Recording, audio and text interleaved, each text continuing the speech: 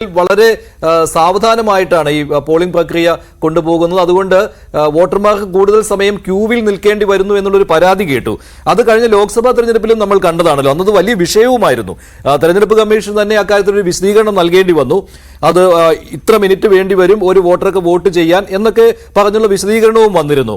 ഇന്ന് അത്തരത്തിലൊരു വലിയ പരാതിയായിട്ട് വരുന്നുണ്ടോ? സി കൃഷ്ണകുമാർ ഇങ്ങനെ പറഞ്ഞതായിട്ട് മാത്രമേ ശ്രദ്ധയിൽപ്പെട്ടിട്ടുള്ളൂ.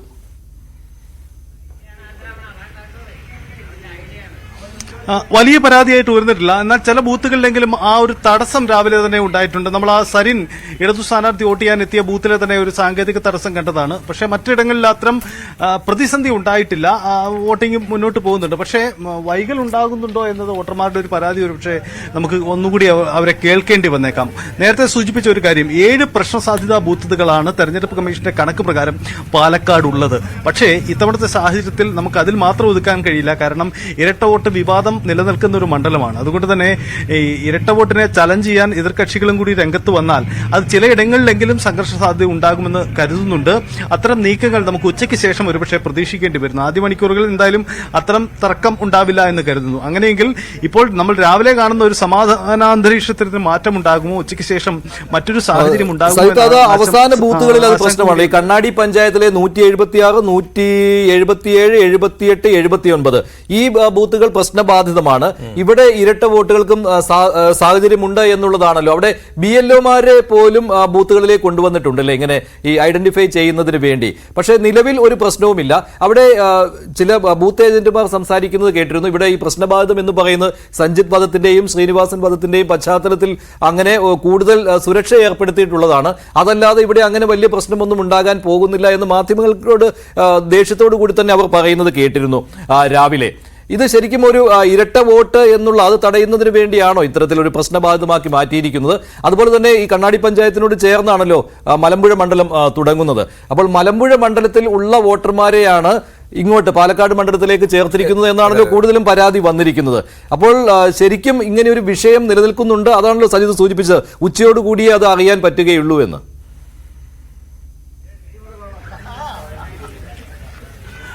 അതെ മഞ്ജുഷ്, ഈ നമുക്ക് പ്രശ്നസാധ്യത തെരഞ്ഞെടുപ്പ് കമ്മീഷന്റെ പരമ്പരാഗത കണക്കിനും അപ്പുറം ഇരട്ട വോട്ട് വന്നത് ഒരുപക്ഷെ ഇപ്പോൾ ഈ കണക്കെടുപ്പിനും അപ്പുറമുള്ള ചില സാധ്യതകൾ മുന്നിൽ കാണുന്നുണ്ട്. പ്രത്യേകിച്ച് BJPയുടെ ജില്ലാ അധ്യക്ഷന് വോട്ടുള്ള ബൂത്ത്, അല്ലെങ്കിൽ ചില മുഖ്യധാരയിലുള്ള പലർക്കും വോട്ട് ഇരട്ട വോട്ട് ഉണ്ട് എന്ന ആക്ഷേപം നിലനിൽക്കുന്ന സ്ഥലങ്ങളുണ്ട്. ആ ബൂത്തുകൾ കേന്ദ്രീകരിച്ച് അത് ചലഞ്ചിങ്ങിലേക്ക് വന്നാൽ അത് പ്രതിസന്ധി ഉണ്ടാകുമോ എന്ന പ്രശ്നമുണ്ട്. പ്രത്യേകിച്ച് CPM ഈ വിഷയത്തിലായിട്ട് നിലപാട് നമുക്കറിയാം. തെരഞ്ഞെടുപ്പിന് ശേഷവും വേണ്ടി വന്നാൽ നിയമ പോരാട്ടമായി മുന്നോട്ട് പോകുമെന്ന് അവർ മുൻകൂറായി തന്നെ പറഞ്ഞിട്ടുണ്ട്. അങ്ങനെയെങ്കിൽ അതിന്റെ ഒരു പ്രകടനം ഇന്ന് ഉച്ചയ്ക്ക് ശേഷം ഉണ്ടാകുമോ എന്നത് നമുക്ക് പ്രതീക്ഷിക്കണം. അത്തരം സാധ്യത തള്ളിക്കളഞ്ഞുകൂടാ. എന്തായാലും സുരക്ഷാ സംവിധാനങ്ങൾ ശക്തമാണ്. ഇരട്ട വോട്ട് ചാലഞ്ചിങ്ങും എതിർ തർക്കങ്ങളും ഒക്കെ സംഘർഷ സാധ്യത ഉണ്ടായേക്കാം. അങ്ങനെയെങ്കിൽ ഈ 7 പ്രശ്നസാധ്യതാ ബൂത്തുകൾക്ക് അപ്പുറത്തേക്ക് ഈ പ്രതിസന്ധി ഉണ്ടാകുമോ എന്നത് കണ്ടറിഞ്ഞ് കാണേണ്ടി വരും.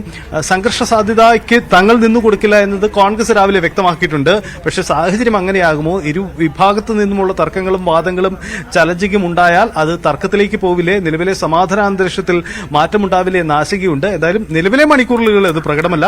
ഒരു പക്ഷേ ഉച്ചയ്ക്ക് ശേഷം അത്തരം നീക്കങ്ങൾ നമുക്ക് പ്രതീക്ഷിക്കേണ്ടി വരും. നോക്കാം. എന്തായാലും ജി ശ്രീജിത്തോട് ചേരുന്നു നമ്മോടൊപ്പം.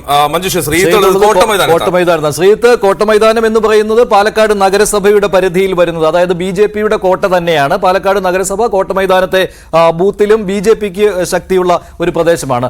എന്തായാലും ഇപ്പോൾ ഈ പോളിംഗ് പെർസെന്റേജ് നോക്കുമ്പോൾ 12.64, അതിൽ ഏകദേശം എല്ലാ പഞ്ചായത്തുകളിലും 12% മുകളിലേക്ക് വന്നിട്ടുണ്ട്. മാത്തൂരിൽ മാത്രം 11 സംതിങ് ആണ്. എന്തായാലും ഒരേ രീതിയിൽ തന്നെ പോളിംഗ് പുരോഗമിക്കുകയാണ്. എങ്ങനെയാണ് കോട്ടമൈതാനത്ത് അവിടെ നിന്ന് നൽകാൻ കഴിയുന്ന വിവരം? വലിയ ക്യൂ ഉണ്ടോ ഇപ്പോൾ?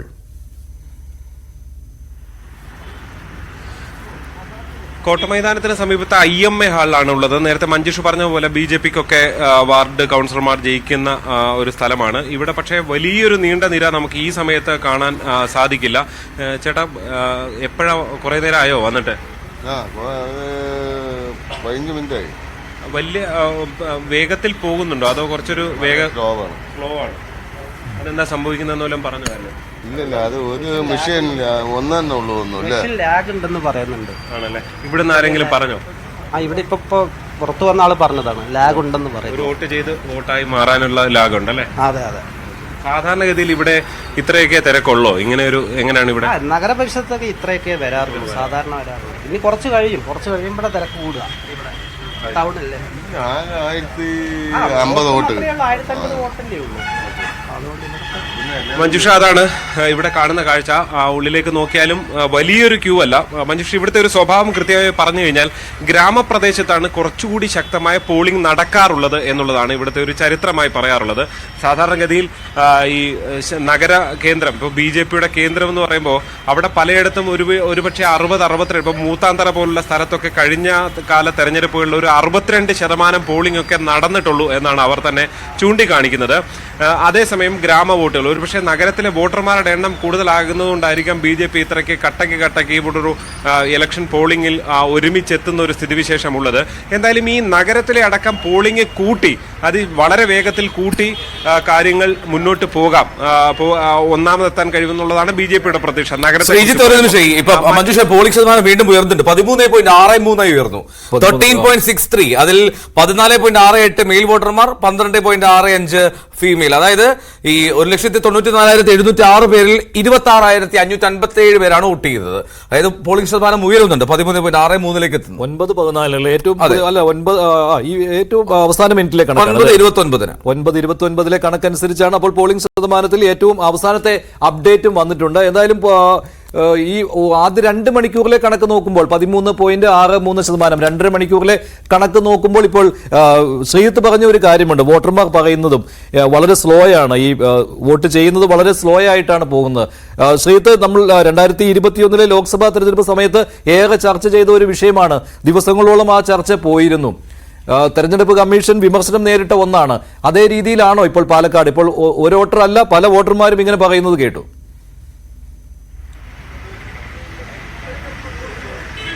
മഞ്ജുഷ, പക്ഷേ എല്ലാ ബൂത്തിലും ഇല്ല. ഇപ്പൊ രാവിലെ പോയ അയ്യപുരം ബൂത്തിൽ വളരെ വേഗത്തിൽ കാര്യങ്ങൾ പോകുന്നു. അവിടെ രാവിലെ അത്രയും വലിയ നീണ്ട നിരയായിരുന്നു. പക്ഷേ ഏതാണ്ട് 1 മണിക്കൂർ കൊണ്ട് തന്നെ ആ നിര, പുരുഷന്മാരുടെ സ്ത്രീകളുടെ നിര ഏതാണ്ട് അവസാനിക്കുന്ന സ്ഥിതിവിശേഷം ഉണ്ടായിരുന്നു. പക്ഷെ അവിടെ ആദ്യ മണിക്കൂറിൽ തന്നെ 10% പോളിംഗും ചെയ്യപ്പെട്ടു എന്നുള്ളതാണ് പറയുന്നത്. ഇത് ചിലയിടത്ത് ഇങ്ങനെയുണ്ട്, ചിലയിടത്ത് ഇങ്ങനെ ഇല്ല എന്നുള്ളതായിരുന്നു കഴിഞ്ഞ പുതുപ്പള്ളി തെരഞ്ഞെടുപ്പിൽ അടക്കവും നമ്മൾ കേട്ടതാണ് ഇങ്ങനെയുള്ള പരാതികൾ. അന്ന് ചാണ്ടിയൂമൻ MLA ഒക്കെ അവിടെ പരാതി ഉയർത്തി പ്രതിഷേധവുമായിട്ടൊക്കെ രംഗത്ത് വന്നതും നമുക്ക് ഓർമ്മയുണ്ട്. പക്ഷേ ഇവിടെ കുറച്ചു മുമ്പ് കല്ലേക്കാടും സമാനമായ രീതിയിൽ പരാതി കണ്ടിരുന്നു. അതായത് വേഗതയിൽ രാവിലെ മുതൽ വന്നിരിക്കുന്നവർ ഇപ്പോഴും ഉണ്ട് എന്നുള്ളത്. അങ്ങനെ പല തെരഞ്ഞെടുപ്പുകളിൽ ചില കാരണങ്ങൾ പറയുന്ന ചില ഉദ്യോഗസ്ഥരുടെ വേഗതക്കുറവ് എന്നൊക്കെ പറയാറുണ്ട്. ചിലർ മെഷീൻ വളരെ ലാഗാണ് എന്നൊക്കെ പറയാറുണ്ട്. എന്തായാലും ഇവിടെ എത്തിയവർക്ക് കുറച്ച് ആളുകളേ ഉള്ളൂ, പക്ഷെ കുറച്ച് സമയം കൂടി കാത്തു നിൽക്കേണ്ടി വരുന്നു എന്നുള്ളതാണ് ഇവിടുത്തെ ഒരു കാഴ്ച. മഞ്ജുഷ്, ശരി. ശ്രീജിത്ത് പറഞ്ഞ മറ്റൊരു കാര്യം, ഈ നഗരപ്രദേശങ്ങളിൽ പോളിംഗ് ശതമാനം കുറയാറുണ്ട് എന്നുള്ളത് എല്ലായിടത്തും അങ്ങനെയാണ്, കേരളം മുഴുവൻ കണ്ടുവരുന്നതാണ്. പ്രത്യേകിച്ച് മെട്രോ നഗരത്തിലൊക്കെ വളരെ കുറയാറുണ്ട്, കൊച്ചിയിലൊക്കെ. പക്ഷെ പാലക്കാട് ഈ BJPയുടെ ശക്തി കേന്ദ്രമായിട്ട് പാലക്കാട് നഗരസഭ നിൽക്കുന്നത് കൊണ്ട് തന്നെ ഈ ഉപതെരഞ്ഞെടുപ്പ് എന്നുള്ളത് ഒരു ജീവൻ മരണ പോരാട്ടമായതിനാൽ തന്നെ സ്ക്വാഡ് വർക്കുകൾ നഗരസഭയിലും വളരെ സജീവമായി തന്നെ BJP നടത്തുന്നില്ലേ? പരമാവധി വോട്ടർമാരെ കൊണ്ടുവരുവാനും ഈ ദിവസം അവധിയായതുകൊണ്ട് വീട്ടിൽ പോകുന്നത് ഒഴിവാക്കുന്നതിന് വേണ്ടിയുള്ള സ്ക്വാഡ് പ്രവർത്തനം, അങ്ങനെയുള്ള കാര്യങ്ങളൊക്കെ BJP സജീവമാക്കിക്കൊണ്ട് വന്നിരുന്നില്ലേ? അങ്ങനെ വരുമ്പോൾ നഗരസഭയിൽ പോളിംഗ് ശതമാനം കൂടുവാനുള്ള ഒരു സാഹചര്യവും നിലനിൽക്കുന്നില്ലേ ഇപ്പോൾ? വർക്കുകൾ നടത്തിയിട്ടുണ്ട് എന്നുള്ളതാണ് BJP നേതൃത്വം ചൂണ്ടിക്കാണിക്കുകയും ചെയ്യുന്നത്. ഞാൻ ചൂണ്ടിക്കാണിച്ചത് കഴിഞ്ഞ വർഷങ്ങളിലെ സാഹചര്യങ്ങളാണ്. പല ബൂത്തുകളിൽ ഇപ്പൊ രാവിലെ C. കൃഷ്ണകുമാർ വോട്ട് ചെയ്ത ബൂത്തിൽ കഴിഞ്ഞ തവണ 72% പോളിംഗ് ആണ് രേഖപ്പെടുത്തിയത്. അവിടെ ഏതാണ്ട് 1200ഓളം വോട്ടർമാരുണ്ട്. പക്ഷെ 1000 വോട്ടർമാർ മാത്രമേ ആക്റ്റീവായുള്ളൂ. പലരും വിദേശത്തൊക്കെയാണ്, വർഷങ്ങളായി വിദേശത്ത് നിൽക്കുന്നവരാണ്. ചിലർ മരിച്ചുപോയവരുണ്ട്, അവരുടെ പട്ടിക തിരുത്തിയിട്ടില്ല. അങ്ങനെയൊക്കെയുള്ള പ്രശ്നങ്ങളുണ്ട്. അപ്പൊ അതിലൊരു 750ഓളം പേരൊക്കെയാണ് പരമാവധി വോട്ട് ചെയ്യാറുള്ളത് എന്നാണ് അവർ ചൂണ്ടിക്കാണിക്കുന്നത്. അതേപോലെ തന്നെ ഈ RSSന്റെ ശക്തി കേന്ദ്രമാണ് ഈ മൂത്താന്തര. അവിടെയും പോളിംഗ് സാധാരണഗതിയിൽ കുറയാറുണ്ട് എന്ന് പറയാറുണ്ട്. പക്ഷേ ഇത്തവണത്തെ അവിടുത്തെ കാഴ്ച എന്ത് എന്നുള്ളത് വളരെ പ്രധാനപ്പെട്ടതാണ്. പരമാവധി വോട്ടർമാരെ എത്തിക്കാനുള്ള ശ്രമം നടത്തിയിട്ടുണ്ട്. രാവിലെ C. കൃഷ്ണകുമാറും ചൂണ്ടിക്കാണിച്ചത് അത് തന്നെയാണ്.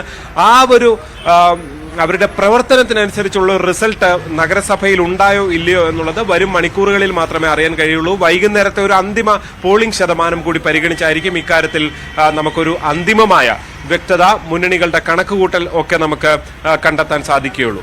ശരി, എന്തായാലും മുന്നണികൾ ഇപ്പോൾ തന്നെ പരമാവധി വോട്ടർമാരെ കൊണ്ടുവരുവാനുള്ള ശ്രമങ്ങൾ നടത്തുന്നുണ്ട്. കാരണം ആദ്യ 2 മണിക്കൂറിൽ വലിയ കുഴപ്പമില്ല, പ്രതീക്ഷിച്ചതുപോലെ തന്നെ വരുന്നുണ്ട്. പിന്നെ ചിലയിടങ്ങളിൽ തുടക്കത്തിലേ ഉള്ള ഈ വോട്ടിംഗ് മെഷീന്റെ പ്രശ്നങ്ങൾ, അതുപോലെ തന്നെ കൂടുതൽ സമയം ഓരോ വോട്ടർക്കും വേണ്ടി വരുന്നത്, ഉദ്യോഗസ്ഥ തലത്തിലുള്ള ചില പ്രശ്നങ്ങൾ, ഇതെല്ലാം ഉണ്ടാകുന്നുണ്ട്. എങ്കിലും ഇപ്പോഴത്തെ ഒരു ട്രെൻഡ് അനുസരിച്ച് തൽക്കാലം ആശ്വസിക്കാം. സ്ഥാനാർത്ഥികൾക്ക് വോട്ടർമാർ വരുന്നുണ്ട്, അവരങ്ങനെ ഒരു നിസ്സംഗ മനോഭാവം എടുത്തിട്ടില്ല, അല്ലെ?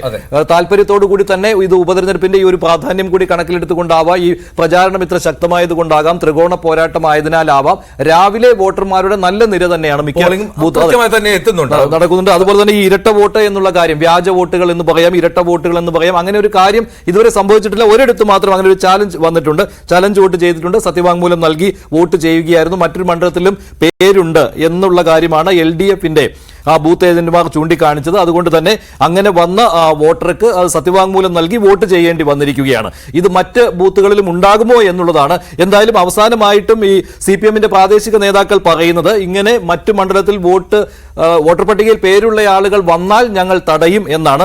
അത് CPMന്റെ ഔദ്യോഗികമായ പ്രഖ്യാപനം എന്ന് പറയുന്നത് അത് ജനങ്ങൾ തടയും, CPM ഇടപെട്ട് തടയില്ല എന്നാണ്. അങ്ങനെ ഒരു കാര്യം വന്നിട്ടുണ്ട്. അതുകൊണ്ട് വരും മണിക്കൂറുകളിൽ എന്തെങ്കിലും ഇത്തരത്തിലുള്ള ചാലഞ്ച് വരുമോ, അത്തരത്തിലുള്ള തടസ്സങ്ങൾ വരുമോ എന്നാണ് അറിയുവാനുള്ളത്. എന്തായാലും ഇപ്പോൾ നിലവിലെ കണക്കനുസരിച്ച് പോളിംഗ് ശതമാനം ആദ്യ 2 മണിക്കൂറിൽ സ്വാഭാവികമായിട്ടും സംഭവിക്കാവുന്ന രീതിയിൽ തന്നെയാണ്, സാധാരണ രീതിയിൽ തന്നെ പോളിംഗ് പുരോഗമിക്കുകയാണ്, തടസ്സങ്ങൾ ഇല്ല. ഇടവേളയ്ക്ക് ശേഷം മടങ്ങിയെത്താം.